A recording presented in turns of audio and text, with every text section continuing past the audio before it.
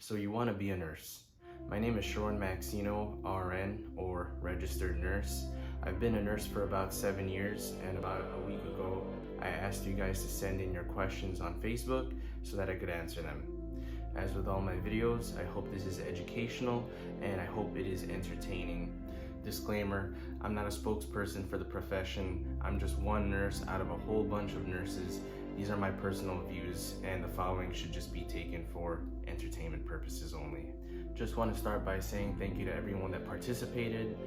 First and foremost, here we have Mr. Torres, my boy. He says, "You're one of the best nurses I've ever met." I really appreciate that. Although I'm not passionate about my nursing career, I'm a firm believer that no matter whatever it is you do, you should do it well. I believe in hard work and a good work ethic. Next, we have the beautiful Iman Amr, who I met in college way before I decided I wanted to become a nurse. She says, "Nurse noob." I think that's a vote. Sound off in the comments below. Do you guys prefer Nurse Noob from 2014 or Nurse Pro from this year, 2020? Let's segue into salary. Big shout out to another nurse I know, LA, who says that we make 6 figures. Depending on where you live and what you're doing exactly, yeah, I can attest to that. At least here in New York City, I don't think I'm allowed to discuss exactly how much I make. 7 odd years ago, I wasn't making that starting, but I'm pretty sure a new nurse now would make somewhere close, if not that. Everyone say hi to Jasmine, who I went to nursing school with. Jasmine asks, poop or secretions and why? Nurses encounter this every single day, and for the average person, you're like, what kind of conversation is this? You step on something and it's brown, I'm pretty sure you know what that is. You step on something and it's slimy, it's slippery, and you're like, what is this? It could be anything. So yeah, I'd rather know what it is. Poop is the winner. Next up, we're going interdisciplinary. Tommy asks, what advice do you have for young nurses or healthcare workers starting the night shift? So I did day shift for about 5 years before transitioning to night shift for 2. Workload wise, I would say day shift tends to be busier for night shift nurses, as well as any other night shift jobs out there. I feel like the biggest thing that you're gonna have to go up against is your messed up sleep schedule. If you're a nocturnal person, I think that would be great. If not, yeah, you're gonna feel really thrown off. Your circadian rhythm is like totally off. In the long run, I think this is gonna have some negative health effects, but again, the stress is a lot less, not to mention the night differential pay. So I haven't sat down and calculated what that is, but from what I hear, it's like picking up an overtime shift every other week or something like that. Now for the meat and potatoes. Todd, thank you so much for all these questions. As a Filipino male nurse, do you feel you are treated the same as everyone else? Okay, that's a 2-parter. Let's start off with the first part. I don't know the exact statistic, but there are a lot of Filipino nurses, let's face it. Being a nurse, a male nurse, growing up with a mom and 2 sisters, I don't see any problem working with so many females. They're actually really nice. They look out for you, they take care of you, they ask you if you're hungry. So no, I don't feel like I'm treated the same as everyone else. I feel I'm treated better, actually. Thanks, guys. Next, Todd asks, have you ever been looked down upon for being a male nurse? I think society in general sees the nursing occupation as more feminine than it is masculine. I'm pretty comfortable with my masculinity, so this hasn't been a problem with me. Why aren't you a doctor? It's not that I haven't tried, I did.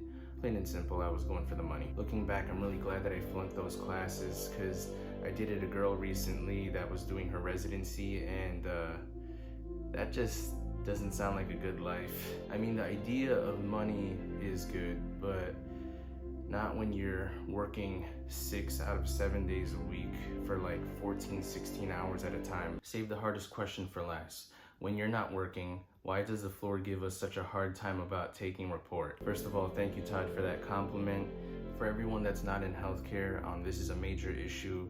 This is a delay of care. As a floor nurse, I try to take report. I try to get endorsement on first call or maybe second call. I think we're just so task-based that when it's like medication time, okay, we're giving all of our patients meds, and then if somebody calls to give report in the middle of that, it's kind of like, oh no, let me finish giving my meds first.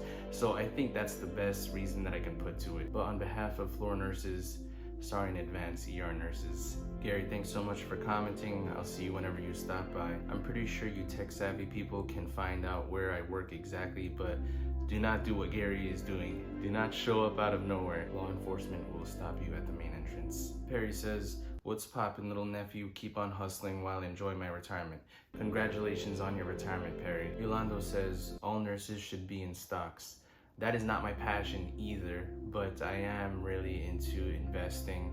And if you want to get some free stocks, please check out my links below for Webull and Robinhood. So let's transition to some nursing related discussion that wasn't a part of your questions, but I think might still be interesting. I think tradition has a lot to do with why I became a nurse. Every single immediate family member that I have is a nurse. My mom was an LPN in the operating room. My dad was a registered nurse in the emergency room. They're both retired now. Congratulations to them. My older sister works in the NICU, which is the neonatal intensive care unit with premature babies. And lastly, my younger sister is a registered nurse in the operating room like my mother. My ex-girlfriend at the time was also in nursing school, so I can't say that I wasn't pressured into this. Overall though, the past 7 years have been rewarding. But why so many nurses? And why specifically Filipino nurses? I don't know what my mom and dad went through before. How do you get out of a third world country into a first world country? And I'm sorry if that terminology is wrong. And the nursing profession definitely has a shortage, even until now. Humans are living longer, and there's definitely a need for that. So if you're looking for job security, if you want to future-proof yourself, yeah, especially with what's going on in the world right now, this would be a good profession to join. Again, the money is good, but at what cost? Cases are rising again. I mean, here in New York, just a few hours ago, they released news that restaurants, bars have a curfew of 10 p.m. again. Are you willing to put your life on the line? It's just a few months ago where you'd be taking a shower before work and you're just thinking to yourself, is this the day? Is this the day that I get it and die? That's kind of morbid. But it's true. You meet some really great people along the way, and if you wanted to do travel nursing, you'd meet even a whole bunch more people. Being surrounded by women as a male, obviously, yeah, I've dated some people that I've worked with, but I would highly suggest not to do that. Things get complicated really quickly, guys. Skills-wise, you learn most of that on the job, and you learn it pretty quick and get good at it pretty quick. Getting blood work, passing medications, changing dressings. If you really wanted to do this, I think you can do this as fast as like 14 or 16 months if you already have a degree.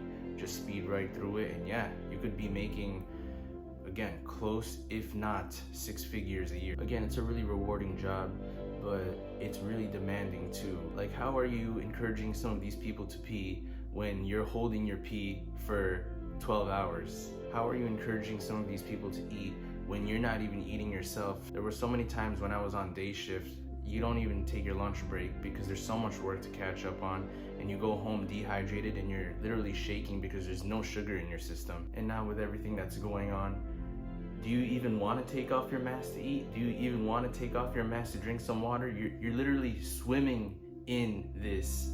Do you want to take off your mask and risk that? So yeah, good money and job security, but just know what you're getting yourself into. I hope you found this educational and entertaining. If you like this career series, I'll invite people onto the channel to talk about their specific careers. If there wasn't anything I answered, please leave a comment below.